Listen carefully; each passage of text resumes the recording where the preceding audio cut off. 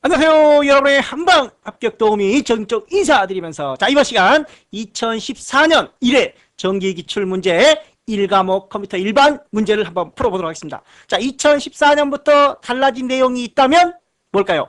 그렇죠. 윈도우 관련 문제들이 이전에는 XP였는데 2014년부터는 윈도우 7으로 출제가 된다는 거. 그러면 더 어려워진 거 아닐까요? 설마 그렇지는 않습니다. 극히 미비하게 한두 문제 정도 차이가 있을 뿐입니다. 그럼 풀어보면서 실제 한번 살펴보겠습니다. 먼저 1번 멀티미디어 그래픽과 관련하여 렌더링에 대한 문제가 출제가 됐네요. 우리가 멀티미디어 관련 용어들 자주 출제가 되고 있습니다. 특히 렌더링, 디더링, 여기 밑에 나와 있는 모핑, 안티 엘리어싱, 엘리어싱 이런 용어들이 출제가 되고 있는데 한번 렌더링 기법에 관한 설명으로 옳은 것은 한번 보면서 밑에 내용도 한번 살펴보겠습니다. 이 보시면 2010년 3월 21일 유사한 문제가 출제가 되었다고 해설 밑에다가 또 유사 문제들이라든가 동일 문제들이 출제가 되면 이런 문제들 같은 경우에는 또 2013년 10월 19일 3회 문제가 되겠네요. 바로 이전 11월 11번 문제에 동일하게 출제된 문제들도 있고 이렇게 밑에다가 좀 설명을 좀 달아놓겠습니다. 해설에다가. 렌더링에 대한 설명 한번 보면 웹에서 멀티미디어 데이터를 다운로드하면서 우리가 일반적으로 다운로드를 한 다음에 플레이를 시키는 거죠. 근데 얘는 다운로드 하면서 플레이를 시켜준다라고 하네요. 그런 기술들을 우리는 스트리밍이라고 하죠. 스트리밍. 대표적인 확장자가 ASF라는 동영상 확장자입니다. 그 다음에 두 개의 이미지를 부드럽게 연결해주는 모핑이 되는 거죠. 그 다음에 3차원 그래픽에서 화면에 그린 물체의 모형에 명암과 색상을 입혀 사실감이라는 단어에 좀 집중을 해주시기 바랍니다. 사실감, 실제감, 어떤 실질적인 표현을 해주는 것들을 우리는 렌더링이라고 그러죠. 3차원 완성 예상도로도 하고, 그 다음에 그림의 경계선을 부드럽게 처리해주는, 우리가 보통 비트맵 방식에서 많이 나오는 용어들인데, 우리가 이미지는 보통 비트맵과 벡터 두 가지가 있죠. 비트맵과 벡터. 근데 비트맵에서 이런 계단 현상이 생깁니다. 계단 현상. 모자이크 형식의 계단 형식이 생깁니다. 이런 기능들을 우리는 엘리어싱이라고 하죠. 엘리어싱. 이런 톱니바퀴 모양, 계단 형식을 좀 더 부드럽게 처리해주는 걸 안티 엘리어싱이라고 하죠. 엘리어싱은 계단 모양이 생기는 건데 그런 경계선을 부드럽게 해주는 걸 안티 엘리어싱이라고 합니다. 따라서 1번 문제에서 렌더링에 관한 설명은 3번이 정답이 되겠네요. 사실감, 실제감을 표현한다는 거. 이렇게 해서 1번 문제 살펴봤고 두 번째 문제 한번 보겠습니다. 먼저 그래픽. 방금 전에 제가 그래픽 설명드릴 때 비트맵과 벡터 두 가지가 있다고 그러죠. 여기 문제들은 전부 다 비트맵에 관한 문제고 4번은 벡터에 관한 이미지 설명입니다. 그래서 여기 보시면 벡터에는 WMF, 그 다음에 AI, 코렐드로우, AI는 일러스트라는 프로그램이죠. 코렐드로우 이런 확장자들이 대표적인 벡터고 비트맵은 GIF, JPG, PNG 이런 것들. 그 다음에 BMP도 있습니다. BMP는 윈도우 7에서 기본적으로 지원하는 파일 포맷 형식으로서 고해상도를 지원하지만 압축을 하지 않아요. 압축을. 그래서 파일 크기가 크다라는 단점이 있죠. 파일이 크기 때문에 웹상에는 잘 사용하지도 않습니다. 그 다음에 JPG. JPG는 256 색상. 우리가 GIF와 JPG를 한번 먼저 비교를 해볼게요. 그럼 간단히. GIF는 몇 비트? 8비트입니다. 8비트. 8비트면 2의 8승은 256가지의 색상을 표현합니다.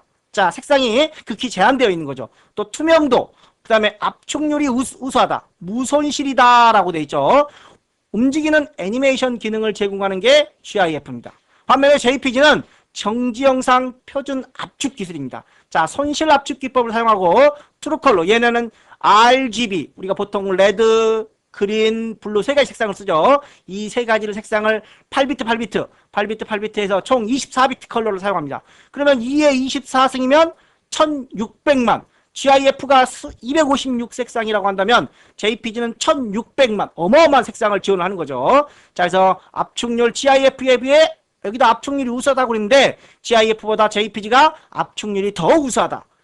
간혹 다른 기출문제라든가 해설집에 보면은 이 JPG가 손실도 지원하고 무손실도 같이 지원한다라고 되어 있는데 좀 더 엄격히 말한다면 자, JPG 규경에는, 세부 규경에는, 비손실, 무손실이 규정이 되어 있긴 합니다. 그러나 용량이나 특허 문제로 인해 비손실 압축 방식은 현재 거의 쓰이지 않고 있습니다.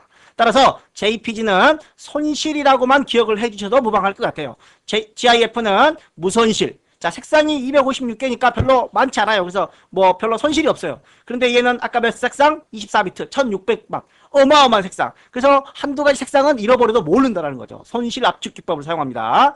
자, 그 다음에 벡터인 것들이 있고, 자, PNG, JPG와 GIF의 장점들만 모아서 만들어낸 PNG. 주로 이제 투명도를 나타내는 이미지 색상인데, 자, 이런 색상들이 있다는 점 살펴보시고, 자, 1번은 맞는 것 같아요. 파일 크기가 크다라는 단점이 있다. 뭐 단점이라는 말은 안 했지만 아무튼 단점이겠죠. JPG는 256 색상 땡.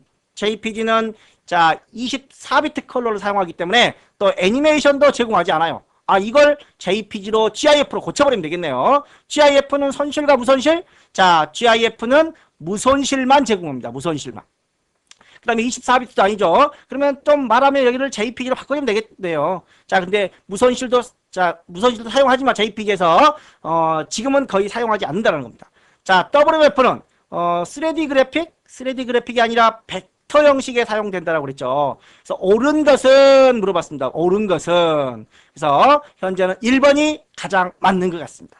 자, 2번에 1번이 되겠고 3번 문제로 넘어가 보겠습니다. 자, 인터넷상의 보안 위협. 위협이라는 말은 누가 나를 막 공격하려고 하는 거죠. 그럼 내가 무서운 거죠. 좋은 게 아니라 나쁜 것들입니다. 위협하는 행위에 대한 설명으로 옳은 것은 자, 스니핑 나와 있고 스푸핑 나와 있고 키로고 나와 있고 그 다음에 트랩도 나와 있습니다. 역시 용어 해설부터 한번 먼저 하고 와보겠습니다.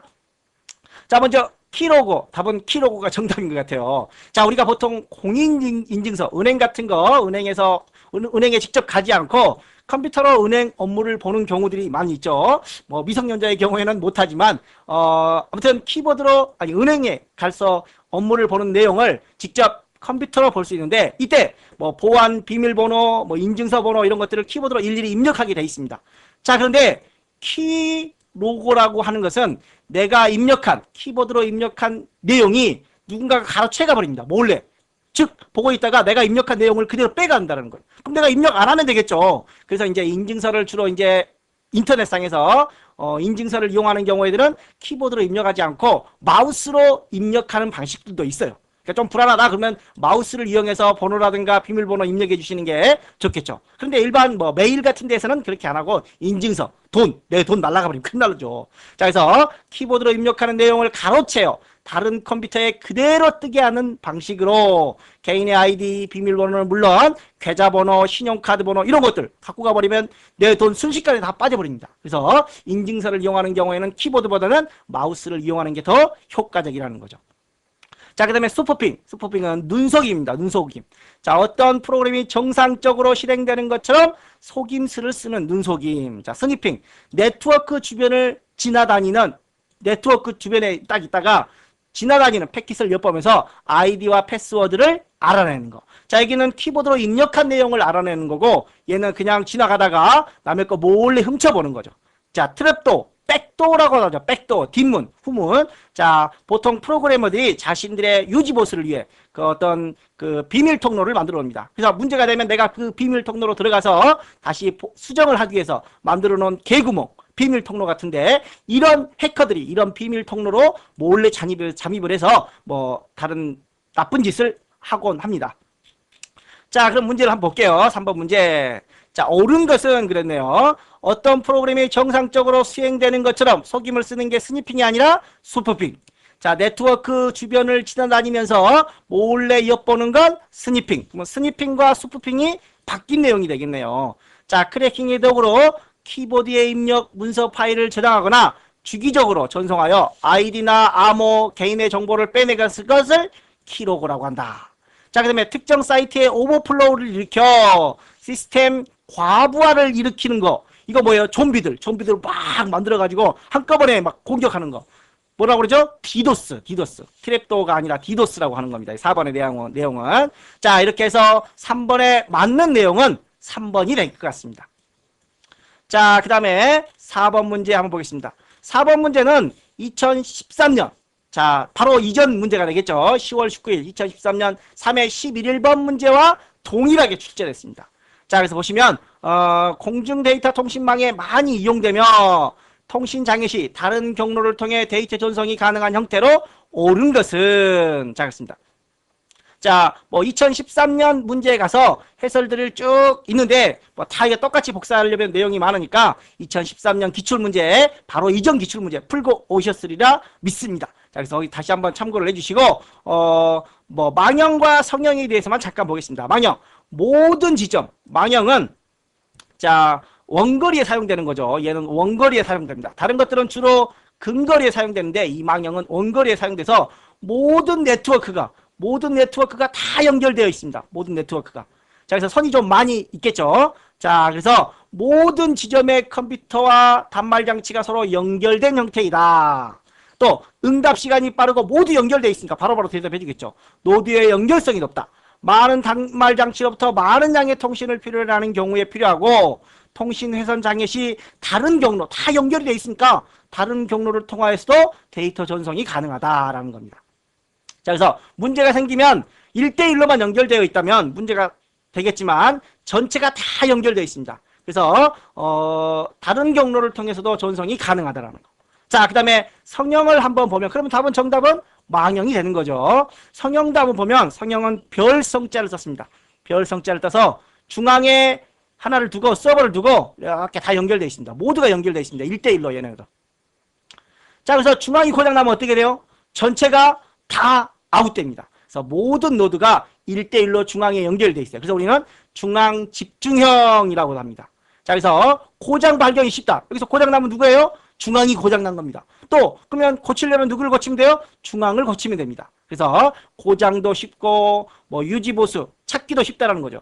유지보수도 쉽고 확장도 용이하고 아무데나 연결을 하면 돼요. 이렇게 아무데나 연결만 이렇게. 자, 그래서 성형과 망형이 가장 빈번하게 출제가 되는 것 같아요.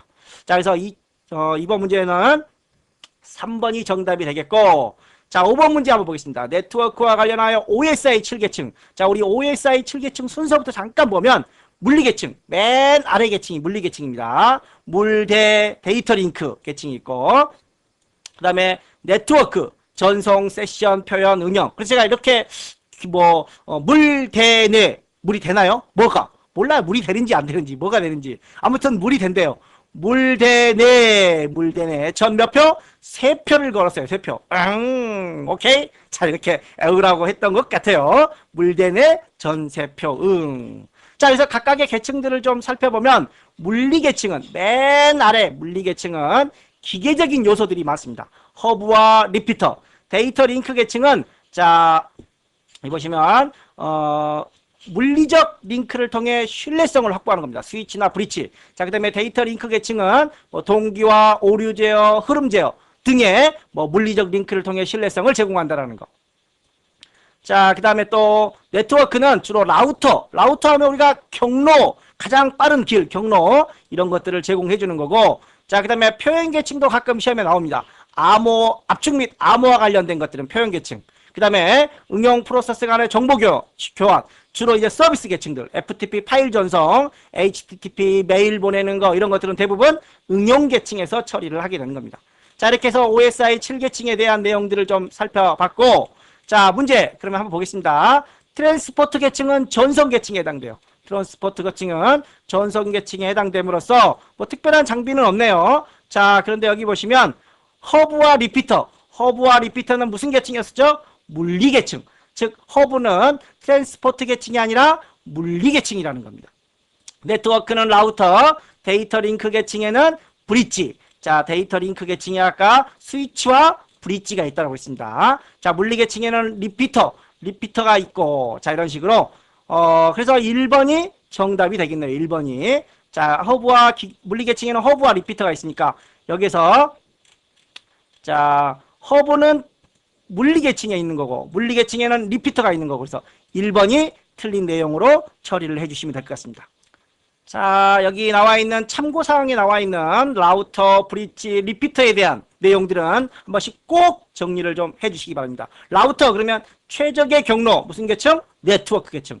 브릿지는 이제 물리적으로 다른 네트워크를 연결해주는 하나의 다리 역할을 하는 겁니다. 데이터 링크 계층. 그 다음에 리피터는 신호 재생기 역할을 합니다. 신호를 재생해주는 거. 자, 물리 계층이라고 했습니다. 자, 이렇게 해서 OSI 7계층에 관련된 내용들을 한번 살펴봤고, 자, 인트라넷 문제도 2013년 이전 문제네요. 12번의 동일 문제가 출제가 됐습니다. 자, 우리가 보통 인트라넷과 비교해야 되는 게 엑스트라넷, 인트라넷, 엑스트라넷 두 가지만 구별을 해주시면 돼요. 자, 인트라넷은 회사 내부에서 내부 업무를 처리하는 건 인트라넷, 협력업체와 고객 간의 정보까지 공유하는 외부, 회사 내부뿐만 아니라 대리점, 고객 이런 것까지 연결하는 게 엑스트라넷입니다. 자, 그러면 인트라넷에 관한 설명으로 옳은 것은, 자, 기업체가 협력업체와 고객 간의 공유, 고객까지로 가면 얘는 엑스트라넷이겠죠. 자, 따라서 여기 각종 내부 업무, 조직 내의라고 되어 있습니다. 조직 내. 회사 내부에서 사용하는 것들이 인트라넷이 되겠네요. 그럼 6번에는 2번이 정답이 되겠고, 자, 7번 문제 한번 보겠습니다. 자, 정보를 전송하기 위하여 송수신기, 송신, 수신, 보내고 받는 쪽이 같은 상태를 유지하도록 하는 거를 우리는 동기화라고 하죠. 여러분들이 지금 커먼 1급 필기를 같이 듣는 수강생들이 전부 다 동기생들이죠. 동기. 그래서 같은 상태로 공부를 하고 있는 겁니다. 같은 상태를 유지하는 거. 자, 그 외에 보시면 연결제어 내용이 있고, 자, 뭐 전달의 확실성을 부여하는 거. 전달의 확실성을 부여하는 거고, 흐름 제어는 원활하게, 우리가 차가 막히면 안 되죠. 흐름을 원활하게 해주는 거. 데이터 패킷 수를 어떤 수만큼의 이하로 억제하는 거. 너무 많이 들어오면은 원활하지 못하기 때문에. 자, 그 다음에 전송 도중에 발생한 부호 오류를 검출하고 정확한 정보를 재현하는 기술이 오류 제어 기술에 해당됩니다. 용어들도 한번 살펴봐 주시고, 유사한 문제들이 계속 나오고 있으니까 꼭 관련 용어들도 한 번씩 꼭 살펴보시기 바랍니다. 자, 8번 문제. 컴퓨터 소프트웨어 개발을 객체지향 언어라고 되어 있습니다. 우리가 객체지향 언어 그러면 C++, 자바, 스몰톡, 비주얼 베이직, 액터 이런 언어들이 있습니다. 자, C는 C++하고 다른 언어입니다. 하나 더 업그레이드 된 건가요? 자, 베이직도 비주얼 베이직이 있고 베이직이 있습니다. 자, 이런 것들은 우리가 구조적 프로그래밍이라고 하고, C++, 자바, 특히 비주얼 베이직 이런 것들은 객체지향 언어라고 합니다. 따라서 4번의 이런 언어들은 자, 구조적이고 객체지향이 아니라는 겁니다. 자, 그럼 객체지향 언어들 보면 상속성, 캡슐화, 추상화, 다형성, 다양한 형태, 뭐 시스템의 확장이 높고 정보를 은폐하는 거. 은폐가 캡슐이에요, 캡슐. 우리가 그 약 같은 것도 캡슐 안에 들어있죠. 그 안에 약이 들어있어요. 그래서 은폐가 캡슐화의 의미를 가지고 있습니다. 자, 그래서 4번 내용이 틀린 것 같고, 자, 7번 그림판에서 실행할 수 있는 기능으로 옳지 않은 거. 선택 영역은 대칭으로 이동시킬 수 있고, 그림판에서 그림을 그린 다음 다른 문서에 붙여넣기를 할 수도 있고, 또는 바탕화면으로 배경화면도 만들 수 있습니다. 배경화면도. 자, 색 채우기 도구를 이용하여 다른 색으로 변경을 할 수도 있고, JPG, GIF, BMP 다 비트맵이죠. 이런 것들은 그림판에서 모두 처리가 가능합니다. 자, 이런 것들도 보통 그림판에서 캡처해가지고 화면 캡처해가지고 가져온 겁니다. 자, 그래서 아까 1번에 우리가 밑에 1번에 있었던 것 같아요. 그림판에서 캡처해가지고 그림판에서 그린 그림을 이렇게 한글에다가도 붙여 넣을 수도 있습니다. 자, 그리고 여기 보시면은 대칭 이동 나와 있어요. 뭐 가로 대칭, 세로 대칭 이런 것들이 있죠. 자, 세로 대칭, 가로 대칭, 180도 회전, 그 다음에 90도 회전 이런 기능들도 있습니다. 자, 그런데 여기 보시면 자, 자르기라고 있어요. 선택한 영역의 색을 색 채우기 도구로 선택한 영역의 색 한번 잠깐 그림판을 한번 띄워볼게요. 자, 그림판은 MS PAINT라는 프로그램을 실행시켜주면 됩니다. 자, 여기에 뭐 그림이 있다고 볼까요? 이 안에 이렇게 그림이 있어요. 자, 그래서 선택을 합니다. 이렇게 선택을 해서 이 안에다 색을 채우고 싶어요. 자, 색을 채우고서 빨간색을 하고, 자, 여기 색 채우기. 이게 색 채우기입니다. 색 채우기를 했더니 선택 영역이 풀어져 버려요. 즉, 다 돼버린다는 거죠. 다. 자, 그래서 선택 영역으로 선택을 한 다음에 색 채우기, 연필 이런 것들을 누르면 선택 영역이 없어져 버립니다. 즉 도구에 있는 내용들은 선택 영역이 다 없어져 버려요. 그래서 색 채우기 선택한 부분에 대해서만 색 채우기를 할 수가 없다라는 거예요. 자, 그래서 선택한 영역의 색을 색 채우기로, 즉 여기 보시면 자, 도구에 있는 내용들. 자, 뭐 지우기도 있고 뭐 그다음에 색 채우기, 아까 연필, 노트북 이런 것들은 자, 취소가 돼 버립니다. 선택 영역이 취소가 되기 때문에 여기에 있는 작업들은 선택한 다음에 할 수가 없다라는 겁니다.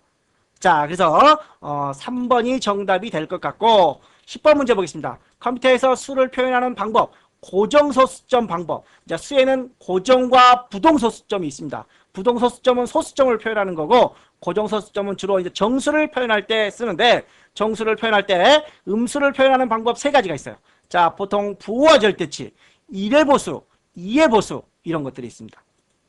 자, 예를 들어서 설명을 하면, 자, 예를 들어서 00001111이 있다. 자, 이 숫자를 부호와 절대치로 바꾼다라고 하면 맨 앞에 있는 숫자만 바꿔주면 됩니다. 10001111.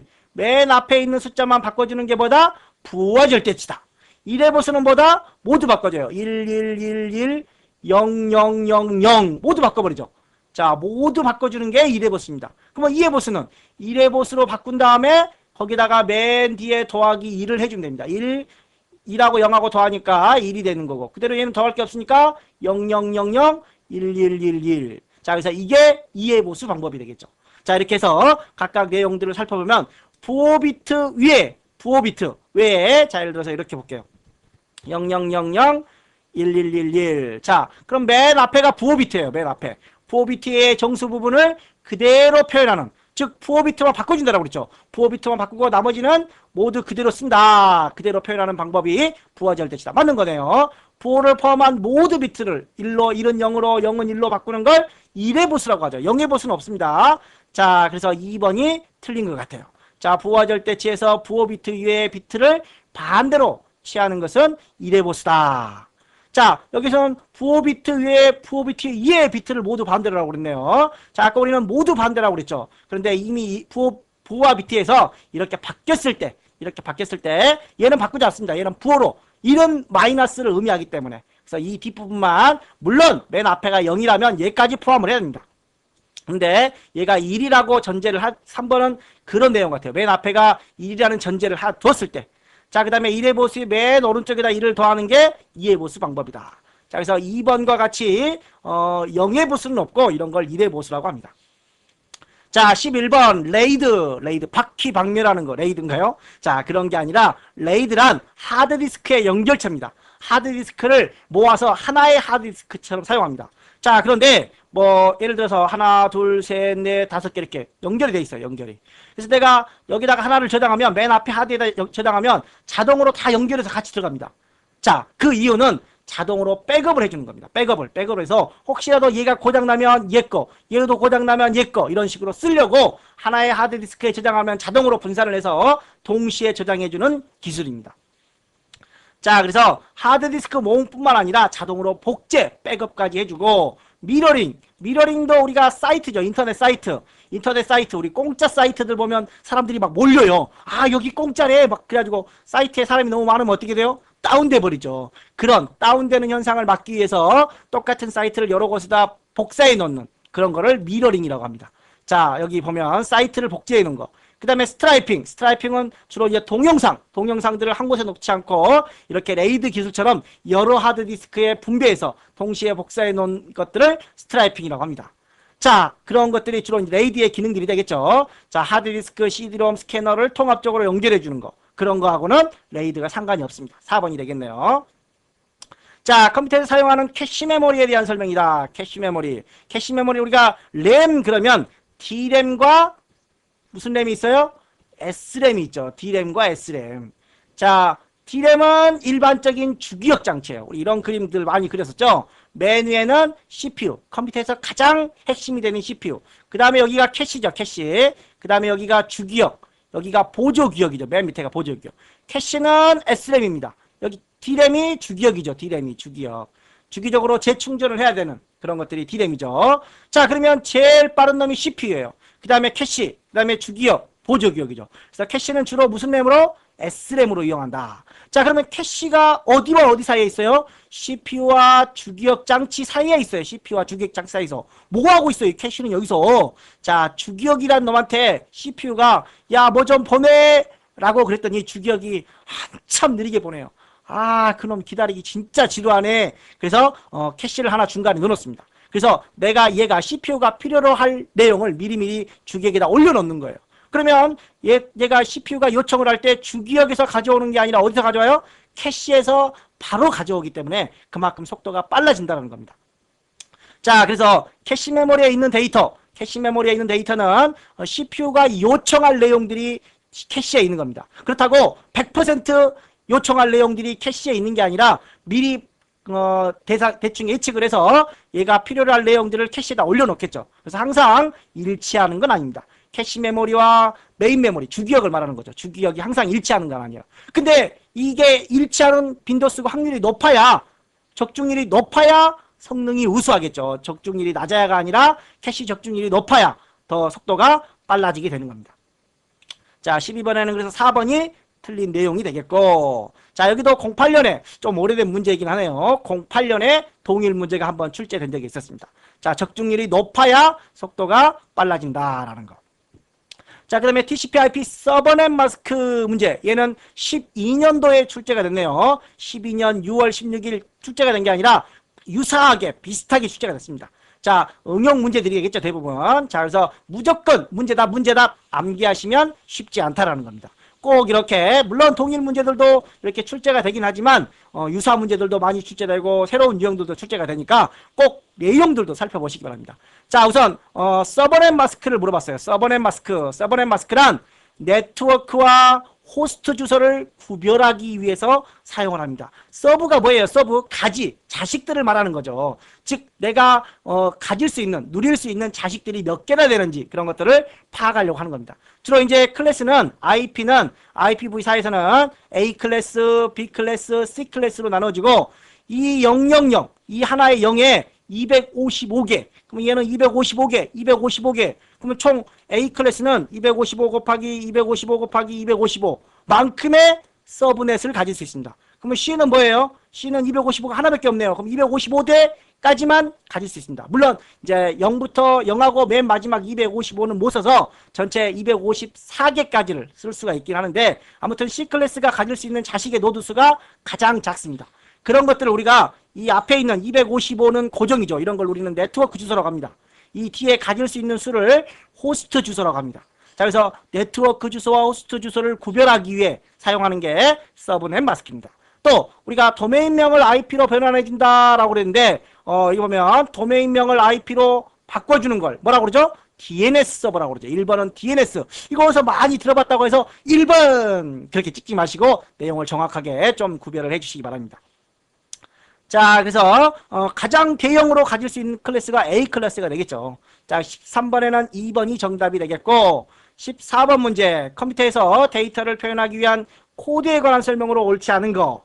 자, 보통 우리가 BCD, 자, 코드를 따지면 BCD, 그 다음에 ASCII, FCD 이렇게 있습니다. EBCD, IC 세 가지 코드가 기본적으로 문자를 표현하는 게 있어요. BCD는 전체 6비트입니다. 그래서 총 비트가 2개고 4개의 디지트 비트, 전체 6비트죠. 그래서 64개를 표현합니다. 64개를. 그리고 대문자와 소문자를 포함한다라고 그러는데 BCD 코드는 소문자를 표현하지 못해요. 대문자만 표현합니다. 그래서 이게 틀린 거죠. 자, 이 문제도 2012년 6월, 2012년 2회 11번 문제에서 나왔던 보기 현상입니다. 보기입니다. 그래서 유사하게 출제됐던 거예요. 자, 그때는 이 문제가 여기가 없고 이렇게만 나와 있었어요. 그때는 맞았던 거죠. 근데 지금은 소문자를 포함한다고 해서 틀린 내용이 되는 겁니다. 자, BCD는 그래서 64가지. 그 다음에 ASCII는 7비트예요. 7비트. 여기는 없네요. 7비트니까 128. 그 다음에 EBCD는 4개와 4개로 돼서 전체 256비트. 그 다음에 해밍은 오류를 검출해서 정정까지 해줍니다. 정정까지. 오류를 검출만 하는 건 페리티 비트 있죠. 검출만 하는 페리티 비트 검출을 해서 정정까지 할 수 있는 해밍 코드. 그 다음에 유니코드는 국제표준 코드로서 모두 2바이트. 모두 2바이트. 우리나라의 경우에는 한글 한자는 2바이트, 숫자형 문자는 1바이트로 펼치는데 유니코드는 국제표준 코드로서 모두 2바이트로 처리를 합니다. 따라서 14번이나 2번이 틀린 내용이 되겠네요. 자, 15번 문제. 윈도우 7의 로컬 영역. 자, 이제 로컬 영역. 윈도우 7 문제가 나왔네요. 그런데 이거는 윈도우 7뿐만 아니라 이전 XP에서도 동일한 문제입니다. 그래서 바뀌었다고 해서 틀린 답이 아니에요. 틀리게 나오는 건 아닙니다. 자, 그래서 아무튼 로컬 영역 속성에 들어가서 보시면 설치할 수 있는 게 있어요. 여기 보시면 설치할 수 있는 게 있죠. 자, 로컬 영역 연결에 들어가서 설치할 수 있는 게 있는데 클라이언트 서비스 프로토콜 내용들이 있습니다. 자, 그래서 아닌 것은 어댑터가 되겠죠. 보통 어댑터도 이제 기능을 하긴 해요. 그런데 여기는 소프트웨어 기능들이고 이 어댑터는 하드웨어 기능들입니다. 하드웨어. 자, 그래서 네트워크 유형 기능에는 클라이언트 서비스 프로토콜, 어댑터는 소프트웨어 기능이 아니라 하드웨어 기능들이다라는 거. 자, 여기에서는 그래도 안 보이는 거죠. 자, 그래서 어댑터, 네트워크 상의 컴퓨터들이 서로 통신할 수 있는 하드웨어다라고 나와 있죠. 작업 표시줄 문제가 나왔네요. 자, 이번 문제, 이거는 윈도우 XP와 7의 달라진 내용을 출제한 것 같아요. 자, 기존에 여기 보시면은 작업 표시줄 마우스 오른쪽에 대해서 작업 표시줄에서 마우스 오른쪽을 누르면 다음과 같은 기능들이 있어요. 작업 표시줄을 잠길 수도 있고 숨길 수도 있고 작은 아이콘 있었나요? XP에? 자, 알림 영역도 그대로 있었고, 자, 그 다음에 뭐 X7에서는 이런 것들도 나왔죠. 에어로픽 이런 기능 새로 나왔습니다. 자, 그래서 알림 영역, 그 다음에 시작 메뉴에 가면 사용자 지정도 할 수 있습니다. 시작 메뉴에 가서 사용자 지정. 그 다음에 화면에서의 작업 표시줄 위치. 자, 작업 표시줄 위치 여기도 있네요. 자, 이런 것도 XP에서는 없었어요. 우리가 마우스로 직접 상하 좌우로 끌 수는 있었지만 XP 안에서는 이런 기능이 없었죠. 자, 그 다음에 작업 표시줄 항상 위 표시. 이건 XP에서 있었어요. 그런데 7에서 없애버렸습니다. 그래서 만약에 이게 XP 문제였다면 2번이 답이었겠죠. 2번이. 그런데 7으로 바뀌면서 이제 1번이 답이 되는 겁니다. 자, 그래서 작업 표시줄 항상 위는 윈도우 XP 기능으로 7에서는 제공하지 않는다는 거. 이게 이제 윈도우 XP와 7의 가장 큰 차이점. 이런 게 한두 문제밖에 없다는 겁니다.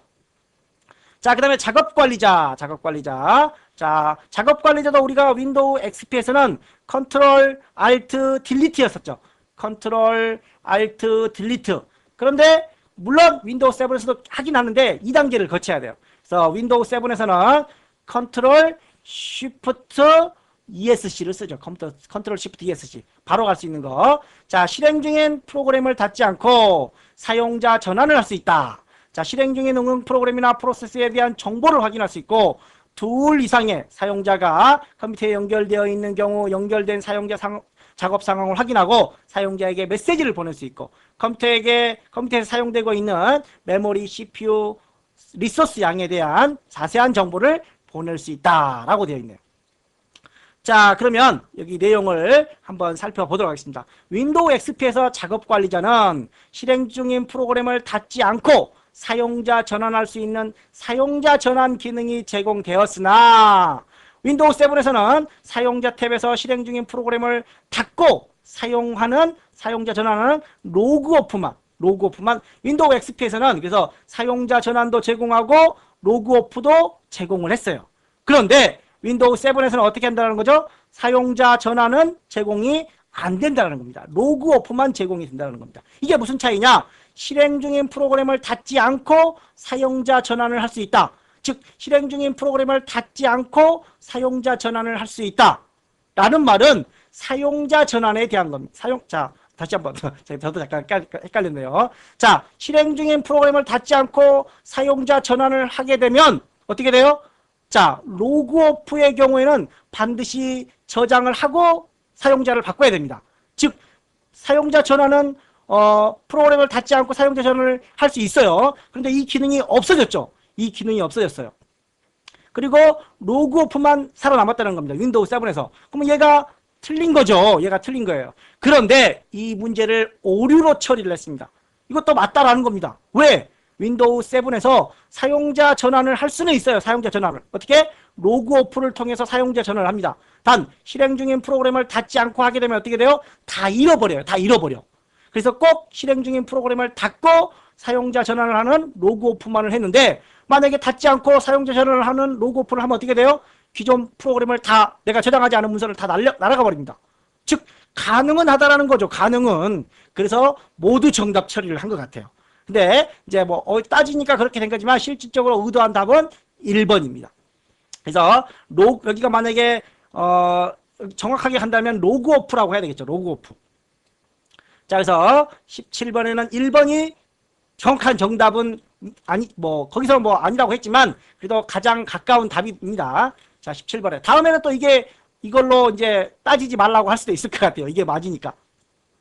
자, 그 다음에 장치관리자, 하드웨어에 관한 설명으로 옳지 않은 거 그랬네요. 자, 잠깐 컨트롤 시프트 ESC를 눌러서 이런 게 작업관리자입니다.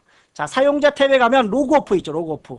과거에는 여기에 메뉴에 사용자 전환이라는 게 있었는데 사용자 전환은 7에서는 없습니다. 이 로그오프도 사용자 전환의 개념입니다. 반드시 저장을 해야 된다는 거죠. 자, 그 다음에 성능에서 CPU와 메모리에 그래픽으로 보여주고 응답하지 않은 프로그램들은 강제로 종료할 수 있고 이런 것들이 자, 작업관리자에 대한 내용들입니다. 자, 그 다음에 장치관리자에 대한 내용 계속 살펴보겠습니다. 장치들의 드라이버를 식별하고 드라이버에 대한 정보를 알 수 있다. 가상 메모리, 드라이버 업데이트, 하드웨어가 올바르게 작동하는지. 우리가 장치 관리자 그러면 장치 드라이버를 여기도 보시면 자, 그림에서 보시면은 장치 드라이버에 대한 업데이트, 또 필요 없는 잘못된 드라이버가 있다면, 장치가 있다면 제거, 즉 드라이버에 대한 업데이트 및 장치 제거도 가능하고, 자, 우리가 일반적으로 새로운 하드웨어를 연결할 때 PNP가 지원이 됩니다. PNP. 근데 PNP가 지원이 안 된 하드웨어에 대해서는 이 장치 관리자에서, 과거에는 장치 관리자에 들어오지 않았었어요. 그냥 제어판에 새 하드웨어 마법사라는 게 있어서 거기서 했는데 이제부터는 윈도우 7부터는 PNP가 지원되지 않는 하드웨어도 장치 관리자에 들어와서 처리를 하면 새 하드웨어 기능으로 실행이 됩니다. 자, 그래서 할 수 있는 것들 업데이트, 제거, 그 다음에 PNP 지원되지 않는 하드웨어에 대한 새로운 추가, 이런 것들도 가능하다는 거죠. 자, 그 중에서 여기 보면 가상 메모리라는 게 있습니다. 가상 메모리는 시스템 속성이 사는 겁니다. 내 컴퓨터, 바탕화면에 있는 내 컴퓨터에 잠깐 한번 가볼까요? 자, 내 컴퓨터의 마우스 오른쪽 버튼 눌러서 속성에 들어가서 자, 고급 설정에 들어가서 보시면 고급의 자, 성능이 있습니다. 여기서 가상 메모리라는 게 있죠. 가상 메모리. 자, 이런 게 있고. 자, 그래서 2번은 장치 관리자에 대한 게 아니라 컴퓨터의 시스템 속성에서 할 수 있습니다. 자, 그 다음에 19번 문제, 레지스트리. 레지스트리는 우리가 시작에 regedit라고 레지스트리 편집기라는 명령을 쓰시면 실행이 됩니다. 자, 그래서 이렇게 실행이 되는데 직접 한번 써보십시오. regedit라고 해서 실행을 할 수가 있어요. 근데 여기에 있는 내용들은 정말 중요합니다. 수정, 여기 보시면 수정 삭제가 가능하긴 하지만 중요한 내용들이 있기 때문에 자, 잘못 여러분들이 건드리면 시스템에 치명적인 영향을 줄 수가 있어요. 자, 레지스트리에 저장되어 있는 정보들은 한글 윈도우에 설치된 각종 응용 프로그램, 한글, 엑셀, 여러 가지 프로그램들이 실행될 때 지속적으로 참조되기 때문에 뭐가 값이 변경되면 얘가 오류 메시지를 띄웁니다. 자, 그래서 중요하니까 함부로 건드리지 말고 들어가서 보기만 하십시오. 자, 레지스트리 정보는 편집기를 이용하여 수정 및 삭제가 가능하고 백업, 복원도 가능하다. 근데 여러분들이 하려면 또 이거 어떻게 잘 못하잖아요. 그러니까 건드리지 말고 할 수 있다는 개념 한번 들어가서 보면 보기만 하십시오. 자, 레지스트리를 이용해서 실행할 수 있고, 자, 다시 복원할 수도 있고, 자, 설정도 가능하고. 근데 여기는 삭제할 수는 없어 라고 되어 있죠. 삭제도 가능하죠. 그림에서 보시면 삭제도 가능하다라는 거. 자, 그래서 20번 마지막 쉐어웨어에 대한 쉐어웨어에 대한 문제를 한번 살펴보도록 하겠습니다. 자, 20번 문제 자, 너무 많이 올라갔나요? 자, 쉐어웨어란 공짜를 말하는 거죠. 쉐어웨어. 자, 쉐어웨어. 자, 우리 마트 같은 데 가면 시식코너 있죠. 시식코너. 왜 시식코너예요? 공짜로 먹어보라고 그러는 거죠. 왜? 먹어보고 맛있으면 사라. 즉 나한테 구매를 유도하는 거죠. 구매를. 즉 쉐어도 마찬가지로 여러분들에게 일정 기간 공짜로 써보고 어떤 기능, 일부 기능만 일정 기간 동안 써보고 마음에 들면 네가 계속 좋으면 사라. 제품 구입을 유도하는 겁니다. 자, 그 다음에 정해진 금액을 지불하고 사용하는 걸 우리는 상용이라고 하고 사용기간 제한 없이 무료로 쓰는 걸 프리웨어라고 합니다. 자, 그 다음에 롬에 저장되어 바이오스와 관련된 시스템 프로그램을 펌웨어라고 하고 에듀웨어. 뭐 에듀웨어가 어디 있나요? 에듀웨어에 써놓죠. 자, 에듀웨어는 사용기간 제한 없이 무료 사용과 배포 가능하나 광고를 보면서 봐야 돼요. 아, 짜증나죠, 광고. 그래서 광고 때문에 뭐 공짜로 쓰는 것들이 에듀웨어갑니다. 자, 이렇게 해서 2014년 1회 정기기출 컴퓨터 일반 20번 마지막 문제는 2번이 정답이 되겠습니다. 자, 이렇게 해서 이번 시간 마무리하고 다음 시간에는 스프레드시트 일반으로 넘어가서 21번부터 진행을 좀 해보도록 하겠습니다. 이번 시간 수고 많이 하셨고 다음 시간 또 기대해 주시기 바랍니다. 감사합니다.